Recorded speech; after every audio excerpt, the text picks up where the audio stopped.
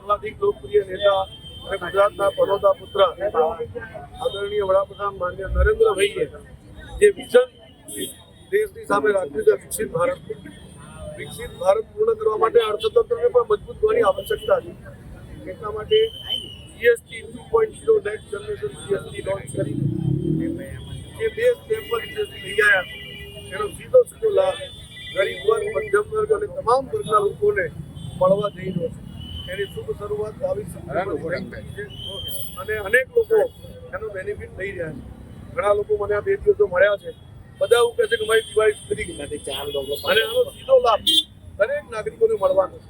આપણા અર્થતંત્રને ચોથા નંબર પર, ત્રીજા નંબર પર પહોંચાડવા માટે આપણે સૌએ 140 કરોડ ભારતવાસીઓએ આદરણીય નરેન્દ્રભાઈના વિઝનને સપોર્ટ કરીએ અને આત્મનિર્ભર ભારત, સ્વદેશીની વસ્તુઓનો આગ્રહ જે પ્રકારનું આપણને સૂચન કરવામાં આવ્યું છે કે જો 140 કરોડ ભારતવાસીઓનું પાલન કરશે તો જરૂરથી આપણું અર્થતંત્ર વિશ્વનું સૌથી સારું અર્થતંત્ર બનતા કોઈ રોકી નહીં શકે.